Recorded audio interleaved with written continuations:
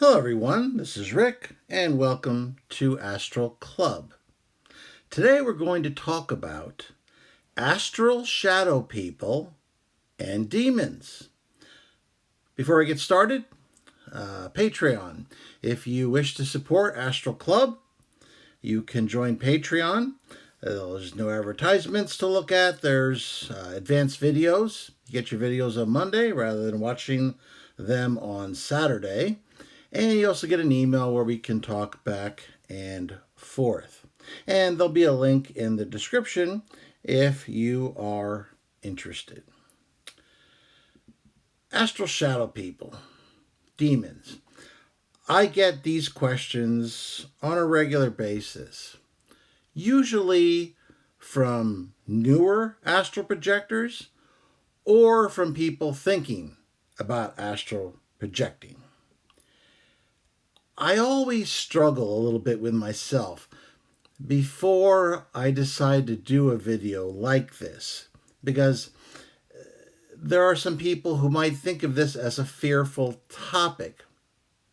However, people are obviously concerned. And I've always believed that it's better to know information than to be ignorant.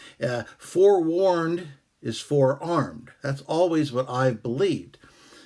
So rather than say, well, I'll just let them figure it out for themselves because I might make some people slightly fearful, I'd rather tell you what I've learned over the last 60 years of my astral projections so that you can have the benefit of that information and use it in a way which will improve your astral projection experiences. So we're going to talk about two very different phenomena here: astral shadows and demons. And I've had interesting contacts with both of these entities. And I will share with you the knowledge that I have learned in my encounters with these two very different types of beings. Firstly, however, let's do some definitions so that everybody is on the same page. Because I've noticed that sometimes people get confused. They think, oh, is this an astral shadow or is this a demon? They don't know. So, what is an astral shadow? An astral shadow is a predator that feeds on fear, and I think to a lesser extent, negative emotions like anger. And it's attracted especially to astral projectors. So the next part, of course, is demons. Now, they are something completely different. They are very rare, whereas astral shadow people are extremely omnipresent. They're ubiquitous. They seem to be everywhere. Demons, luckily, are extremely rare, and you could probably go your entire career and never meet one. I was, foolish enough to seek a couple out once or twice because I wanted to learn. So I probably never would have even run into them. What are they? Good question. I'm not sure that I know 100%. I can tell you, though, what others think they are. Many Christians believe demons are fallen angels. These are creatures that were once angels of the Almighty God, and in a rebellion in heaven led by Satan, they and a third of these angels fell and lost their angelic status and instead became these negative oriented, bitter, evil beings. Others, like Muslims, for instance, I think believe that they might be jinn. Now, I'm not an expert on Islam, and so if there's anyone else out there who's got more to add, and I'm sure there is, I know jinn is one of the possibilities here. And a jinn is just kind of a word for genie. That's what we use. Anyway, jinn are creatures that were also created in the Islamic faith by Allah, and they are creations of, quote, smokeless fire. So they're beings that are intelligent. They exist in another plane, and they tend to be mischievous and somewhat evil. So I know that theory is out there. Um, some believe they are that they are aliens. I've heard people say that there is no such thing as demons. They're actually aliens. I don't know. One thing I do know is they are not human spirits. They have never been human spirits. If you try, I can read any human spirit, even if it's a very degraded human spirit in the lower astral.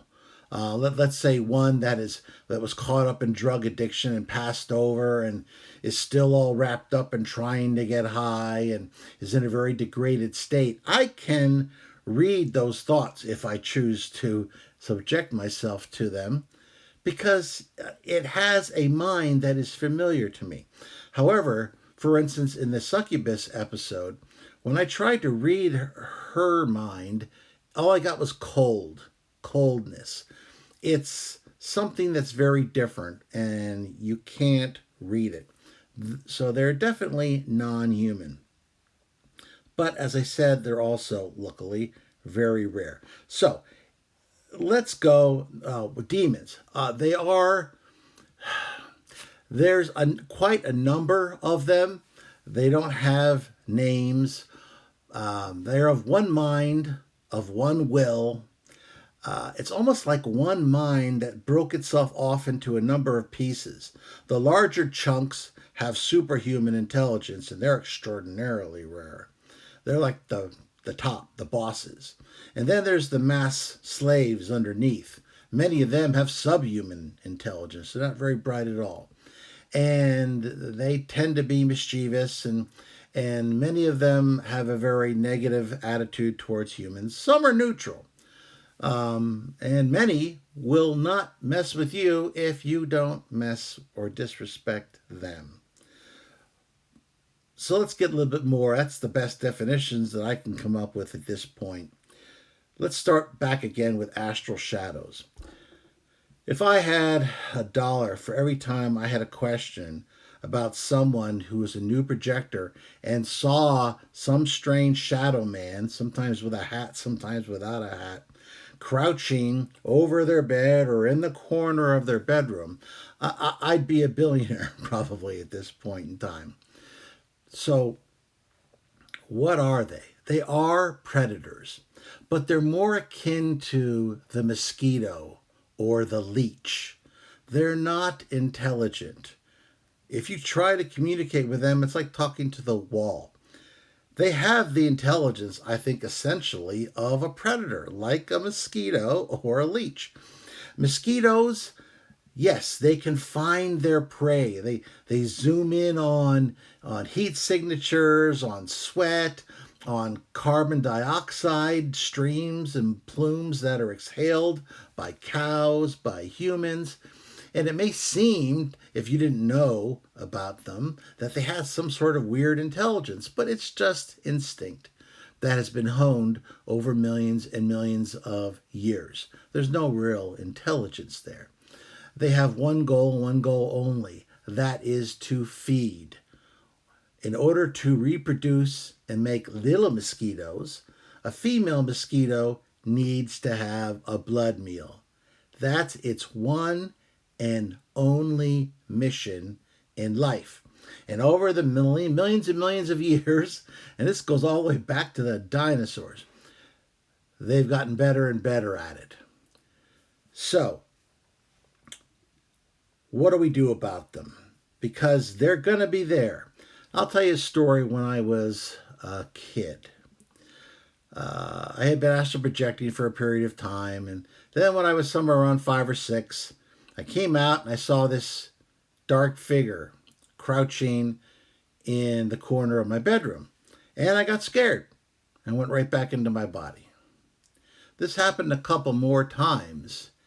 And each time I'd get scared and I'd go back into my body. Eventually, I started getting a little upset, a little angry that this was occurring. So I got out of my body and I confronted the thing and asked it what it wanted. And it just kind of stared back at me. At one point, in another projection, I actually tried to fight it. And it was kind of like fighting your mirror universe part. Um, and it's like they know all your moves, and so nobody wins and nobody loses, kind of thing. It was an exercise in futility.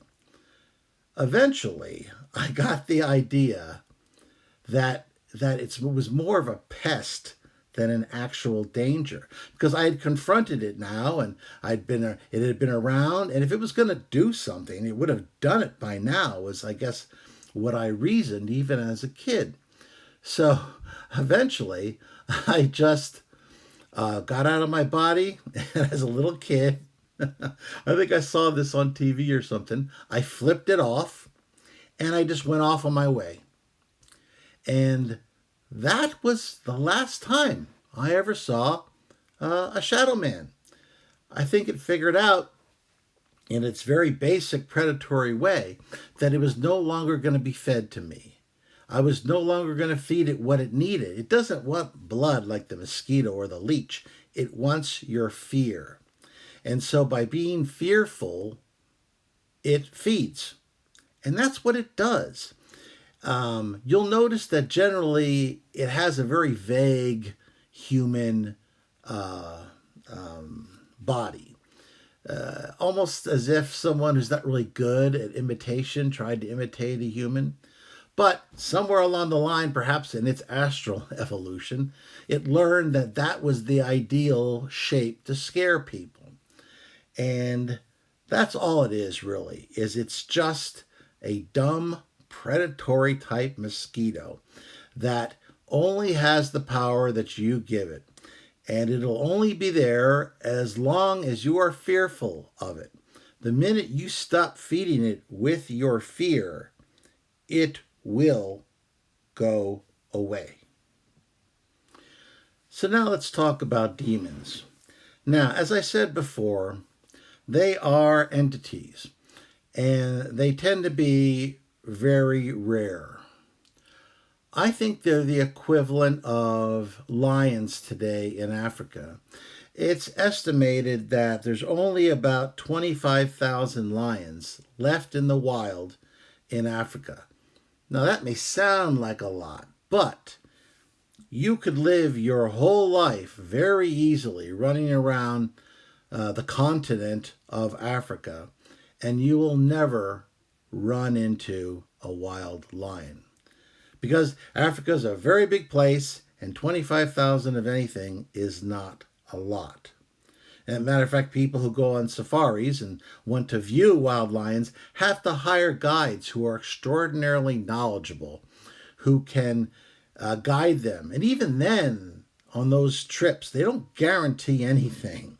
They say, we've seen a pride in this particular area, so we're going to go there, and maybe we'll find them. That's about the best they're going to promise you, because they're that rare. And these demons are also very rare.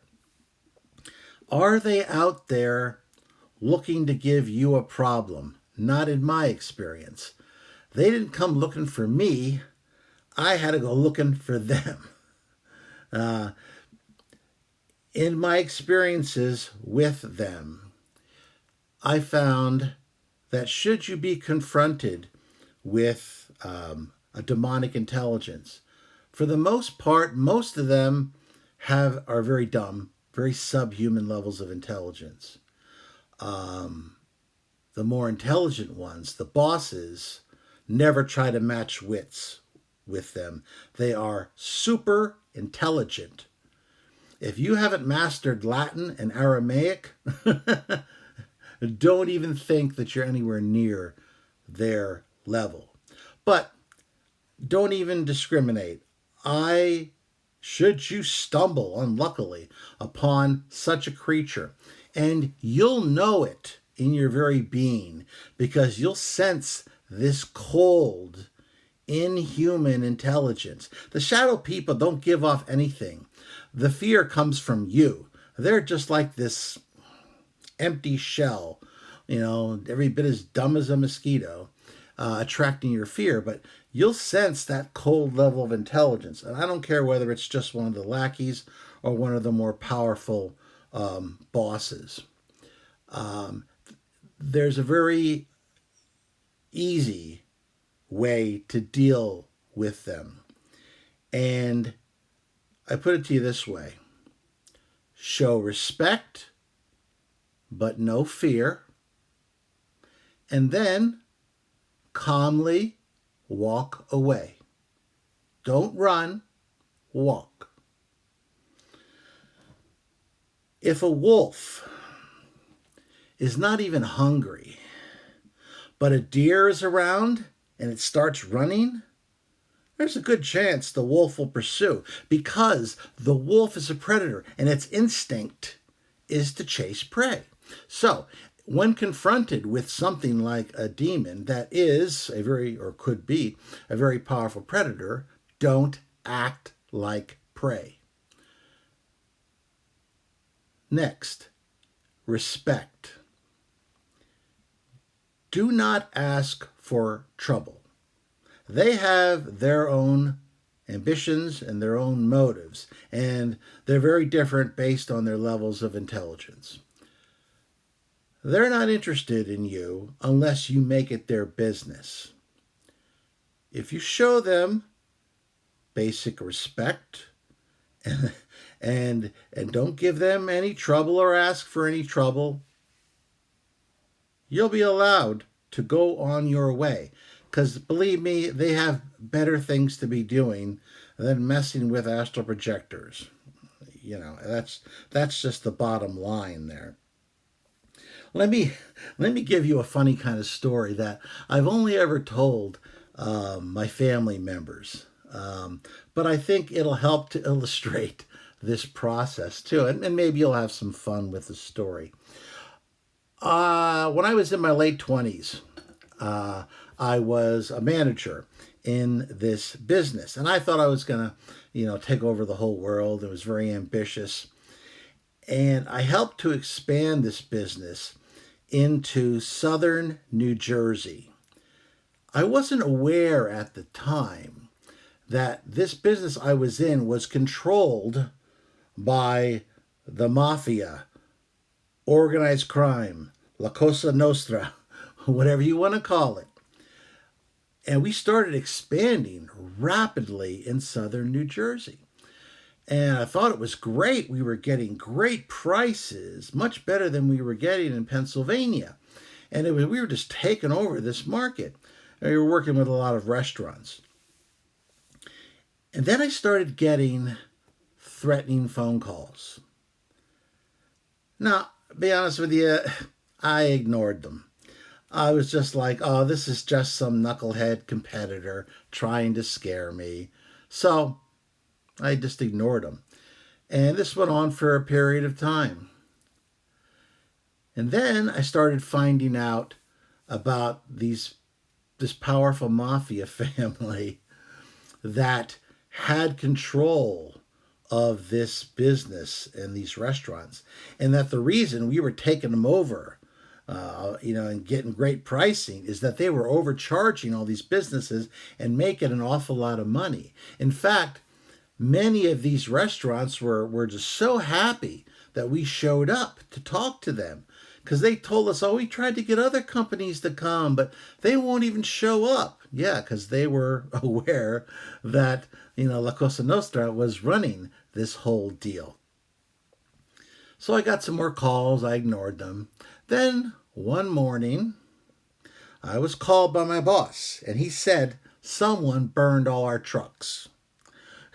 We had all of our delivery trucks lined up, just like planes, all lined up when the Japanese came on December 7th, and all the ships in Pearl Harbor all nicely lined up when the Japanese attacked and took them all out. What they had done to our trucks is they put these pans of gasoline underneath each of the trucks. Like I said, they were all lined up very neatly. And then they had some sort of wick or cotton or something that they had dipped in gasoline and was in each of these pans, and it was all connected together. So they lit this wick or whatever it was, And it went and set the first truck on fire, and on it went. And our entire set of trucks was burned up. Well, I got the point. I remember what I did is I went to get a starter, a remote starter installed on my car. Now, this technology was available in the 80s, but not a lot of people had it. So I had to pay to get this installed. I just wanted to make sure that, if my car was somewhere and I wasn't around for a while, that when I started it up, it didn't go boom. So, and then not too long after that, the last shoe dropped. And see, we were living in a city, and we were near an intersection, and there was a sign. And let's say we were living on Main Street, and the other street was, perpendicular, was Elm Street, let's say. Well, what had happened was someone, I guess, had too much to drink one night and had hit the sign. And so it caused it to kind of go cockeyed. So if you didn't know better, you would think we were living on Elm Street and the other people were living on Main Street. One night, there was a loud bang, and I thought somebody had set off at M80 or something like that. But then I heard all these cop cars show up. Some hours later, when I get ready and I went to work, before I went to work, I drove by, and I saw that the house had had its picture window shot out by a shotgun. And what really chilled me was that house had the same number address that we did. So somebody had gone out with instructions to shoot out a picture window or whatever of this address. And because that sign was cockeyed, they thought the window they shot out was mine. Now, I had a wife at home, I had a small child, and I couldn't have that. So I called a number that I had been given a number of weeks back. And we set up a meeting, a sit down, he called it. And I was supposed to go to this restaurant at 9 o'clock in New Jersey to talk and have this sit down with this boss of this organized crime family. I didn't tell my wife anything about this because I knew she would just worry. Was I worried? I guess I was a little worried. You're always worried about these kind of things. I mean, I'm not a criminal. All I think is, am I going to come back from this meeting? Am I going to end up in a landfill somewhere next to Jimmy Hoffa? I don't know. But I figured, look, we're meeting in a public restaurant. There'll probably be 100 people there, so they're not going to do anything. Besides, they've made their point. They shot out what they thought was my window, and they burned up all of our trucks. So I think they've made their point, and I don't think they would want to do, or they'd have to do any more than that. So I show up at the restaurant at the appointed time, and there was actually a gentleman waiting for me right there at the entrance, and he guided me to a little booth in the back where the boss was sitting, and he invited me to sit down, asked me if I'd like anything, and I asked him for a cup of coffee, please, because I figured, the whole thing about sharing a meal or whatever, that helps to establish rapport. That's what I'd always learned. And I said, look, I meant no disrespect. This was not intentional. We were not aware that we were treading on your territory. So I apologize. And certainly, we did not intend any disrespect. And then we worked out a deal which he believed was fair, and I agreed. He took the fancy restaurants, which had a lot of money for his business, and we took the chain restaurants, and it all worked out. But if I had refused to go, or if I had treated him disrespectfully, who knows what would have happened after that? So what does this have to do with demons? Well, you're dealing with very powerful figures here. Do you really want to be disrespectful? You might get more trouble than you're looking for. So, should that unlikely event occur, and like I said, I had to go looking for him like an idiot. If you don't go looking for him, they won't come looking for you. But if it does happen, you feel that coldness and that power and that level of intelligence, show respect, and then quietly walk away and take your leave. And you'll be fine. And that's my advice. So, with these shadow people and these demons, what is the level of danger here? Whenever I get that question about astral projection, I'm reminded of movies where the character is trapped inside some house for whatever reason, and there's a monster or a serial killer. And to me, it's the equivalent of saying, well, the reason they're not going to leave the house is because they're afraid there might be somebody scary outside. Look, we all live on the physical plane, and there's a lot of stuff that goes down here on a regular basis in our little safe, in air quotes, physical plane. Believe me, you're not going to face anything on the astral that is really actually scarier than what you have to deal with on your average commute to work with all those folks driving around out there. Bottom line, I've had thousands of astral projections. I've met all of these creatures and a heck of a lot more.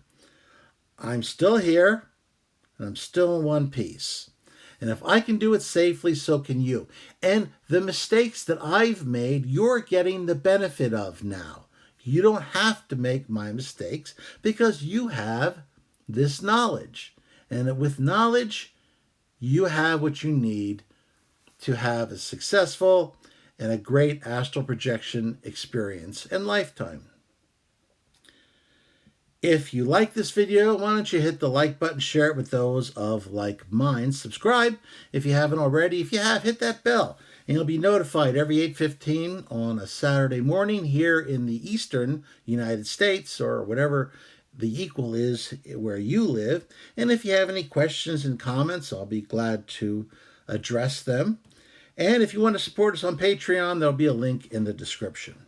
And as always, I'm Rick, and I will see you on the astral plane.